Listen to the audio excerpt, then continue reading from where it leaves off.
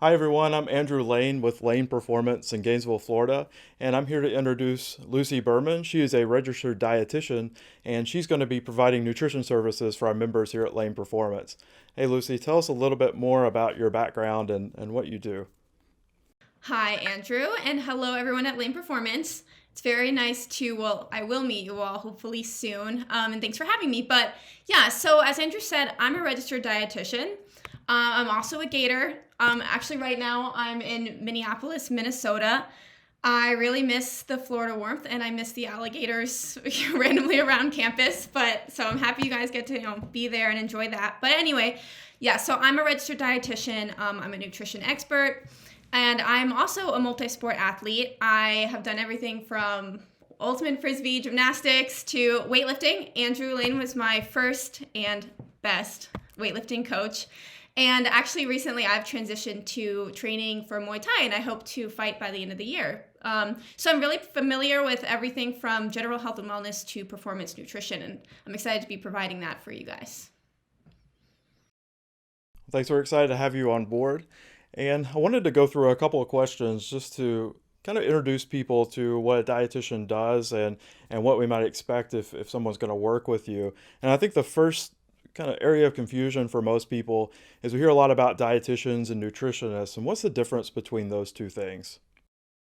That's a really good question, and I'm excited that you bring that up because I actually kind of get that question a lot. Actually, a lot of people just say like, "Oh, you're a nutritionist," and I'm actually not. I am a dietitian, and there's a lot of very gentle education on that I do for people. So basically, the difference is a dietitian is a licensed protected title. And to be a dietitian, you had to have an undergraduate degree in dietetics by an accredited program. You have to undergo 1,200 hours of supervised practice by a dietitian, and you have to do a board exam very similar to becoming a nurse or a doctor. So I took my boards, and as of the year of 2024, all dietitians will also have to have a master's in a related field. My master's being public health nutrition. So I guess to be a nutritionist, anyone can really call themselves. Like I said, it's not a protected title, and there's no formal education behind it. Yeah, so what does that kind of mean for someone if they're working with you? Like, what would be the difference between, say, going to a nutritionist versus a dietitian? Yeah, so okay, so it's not to say that like someone who called themselves a nutritionist doesn't know what they're talking about because they could very well have a very good background and a very good education. The thing is when you talk to a dietitian, you know the education that they have. So it's basically a matter of quality control. So that's the biggest difference is just understanding that if you see a dietitian, you know that they went to school for, I mean, I went to school for 7 years. So So let's talk a little bit about the process and what you do. And I'd say that a lot of people are probably a little intimidated about the prospect of going to a dietitian. We've all kind of maybe logged our food in the past or had to buy a food scale and do all of that. So what can we expect? We'll have to do all that stuff. Is it time consuming? Kind of get into the details. yeah, and I can see why working with a dietitian could be pretty intimidating. The moment I say I'm a dietitian to someone, they get kind of weird. And they're like, well, like, whatever, like, I don't eat this all the time. But no, I mean, we've been trained very thoroughly to do a counseling style that is really empathetic and that brings out the best in our clients. So in terms of like logging food and having like a really intense time to try to like improve your health, that's not what dietitians are about. What we do is we try to meet people where they're at and help people realize their own goals. And so it's a very gentle, non-judgmental approach to improving someone's health through very skilled counseling techniques and specific individualized education. What else can we expect if, say, we want to work with you?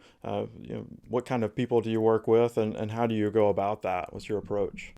So I work with all different types of people. It's kind of interesting. My expertise through my master's and what I kind of narrowed in on is working with low-income populations. So I'm actually very familiar with working with people who are in really unique circumstances, especially when it comes to food access. But again, there's this other part of me who I'm an athlete, and I'm very familiar with performance nutrition because I do it for myself and for my peers all the time.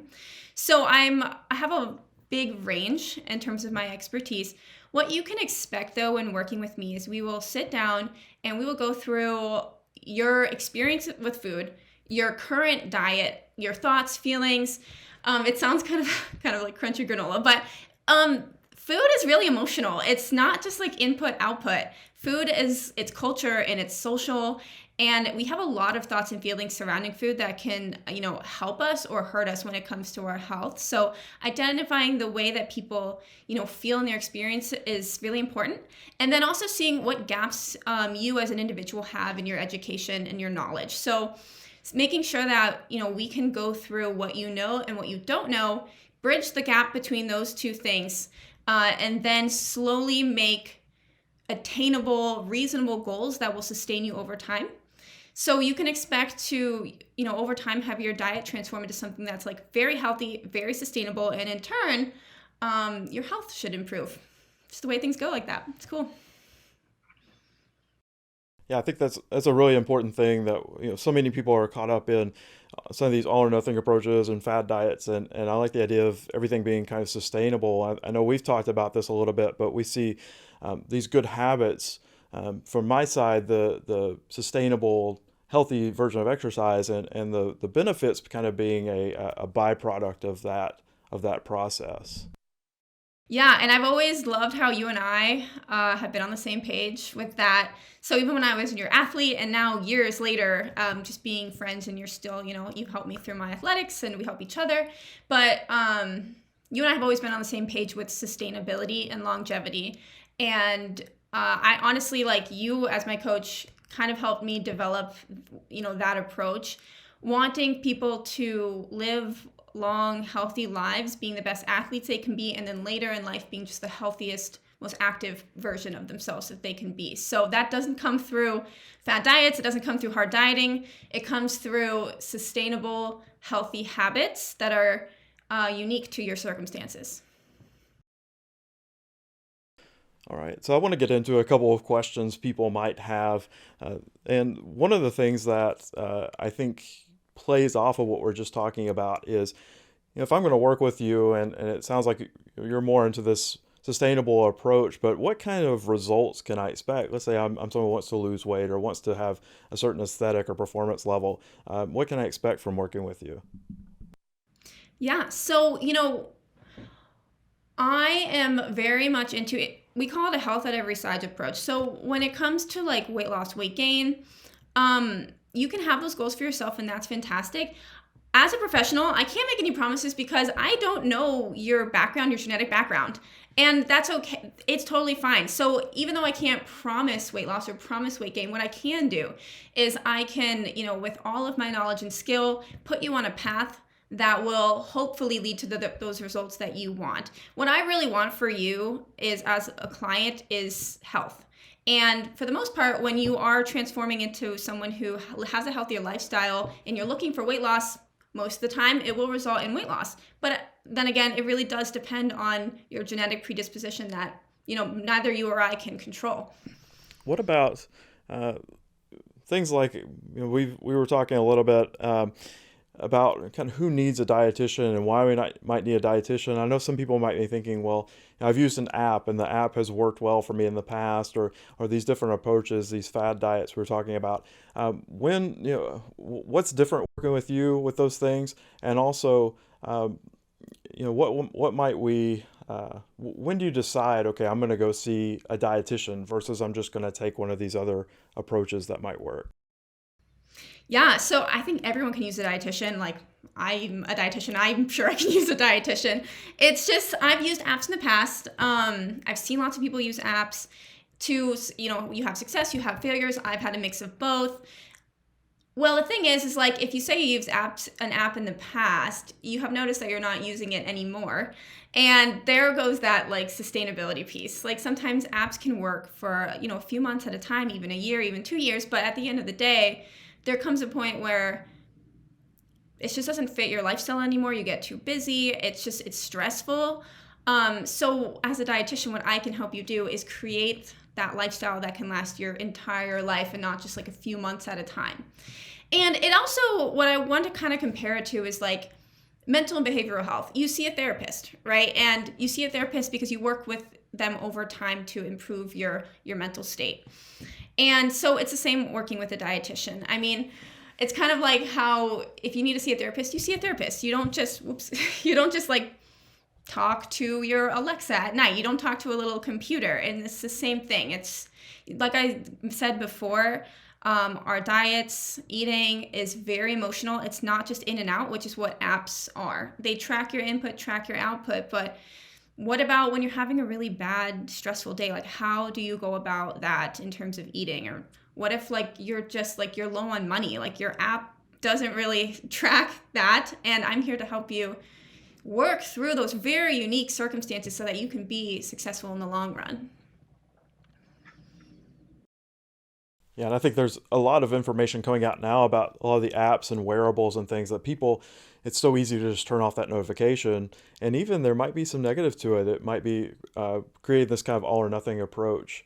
And I half-heartedly joke with my clients and tell them, I think a lot of people just pay me because they know I'm going to be standing here waiting for them when they come through the door. So they're more motivated to exercise that way. Maybe there's a little bit of that playing in as well. Yeah, for sure. And the thing is, and it's kind of funny, like my experience with apps, I know that you kind of mentioned a lot of people use RP Diet, and RP Diet, like I've used it too as an athlete. Like there were times when I had to cut weight and it was great for that short term, but I have had so many times back and forth where I've just been like, this is really stressful. I feel really bad. My phone is like harassing me, and I'm like, it can be draining, it can be stressful.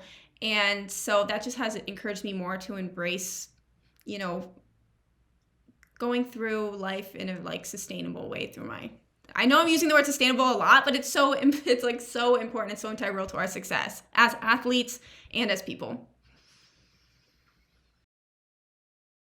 So I got a couple other questions to wrap up with. One, let's get into a little bit of specifics with you. Let's say I've decided I want to work with you. How do I go about doing that? What's the process like? What are our first kind of interactions going to be like? Yeah. So, okay, what we're going to do is I'm have a booking page, right? So, and Andrew will provide that for you guys as his athletes. And so what's going to happen is, just so that we don't waste time, I will have you all fill out a lot of your health information up front so that I can review it before we get into things. And because like, we really want to get into the meat of things like right off the bat and not just kind of go back and forth with these health questions. So there'll be some health questions for you to fill out beforehand. And that's when the intake, our first session is going to be longer than the rest of your sessions, because that's when we're just really getting to know each other. Once we get to know each other and I get to know what your goals are, what your thoughts are, that's when the real work begins in terms of providing education, and then also starting to come up with together as a team goals for you that will be, that you will be able to achieve. We call them SMART goals. Lots of people have heard that term, but sustainable, measurable, attainable, stuff like that. So yeah, and that's how it'll go. And then I'll check in. I encourage people to see me at least every 2 weeks. And then after a little while, once you're feeling comfortable, it'll be once a month. And there will be follow-ups in between each sessions if you have any questions, or if you just want to like tell me about how things are going. Awesome. I'm really excited to have you doing this for our athletes. I think it's really going to help a lot of people out. I just have one more question for you, kind of a more fun one. But what's a trend in nutrition, or some myth or misinformation that's out there that you wish everyone was more educated on? Yeah, okay, so this is very controversial, and you will see dietitians actually like this, but to me, the keto diet is pretty rough.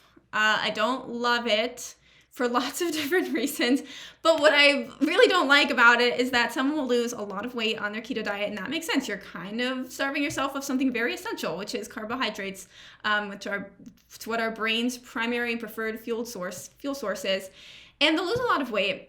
And they won't necessarily be able to keep it up. And usually it takes people like they'll lose a bunch of weight, and then within a year gain a lot of it back, and then they'll go back on the keto diet. And so there's a lot of it leads to a lot of what we call yo-yo dieting. And I really don't like to see it, and because, like I've said time and again, sustainability is really, really important. And I also don't love the keto diet because its roots are it's very medical in its roots. It was, created for epileptic children. And that's like the raw form of keto diet is pretty intense for epileptic children, but then it kind of morphed into this like really like popular fad diet that's like kind of like keto light. And it's still, I don't love it. It's very popular. Another thing is that it's such an intense lifestyle that there really isn't much research on it at all in terms of like how it will affect you long term, kind of starving your body of carbohydrates. So that's one thing I don't love. But we could always, if you love it, we could talk about it, and maybe we can reason with each other. Yeah, that one's always a challenge for me too. So I'm glad I have someone who can actually educate people on that versus kind of my just cringing sometimes about it. Cool. Anything else that you can think of that you want to add or that you missed out on? Yeah, I think one last thing is, so the booking, like being able to work together will become a lot more clear as Andrew and I hammer things out. We're almost finished, like kind of hammering out the details. But one thing I want to mention is, along with one-on-one sessions, which I have available in either, you could do it as one-offs. I highly encourage to buy like packages so that we can, see each other multiple times, because this will work best over time, just like training for weightlifting does. So the price does get cheaper as you kind of like buy packages, just to encourage that. I also want to mention that because of my background and because accessibility is really important to me, I'm also offering small group sessions, and it's the same as individual counseling, but with a group of 4 to 6 people. And so that will be a lot more, that's more affordable option if that's what you want. And it's also even a great option if you just want to go through this process with friends. The one thing I want to say is that you will need to find your own small group within, your group at the gym, and then let me know that that's what you're interested in. All right. Well, thanks for taking some time to answer my questions, and I want to welcome you again to the Layne Performance team. Thank you. Looking forward to working with you all.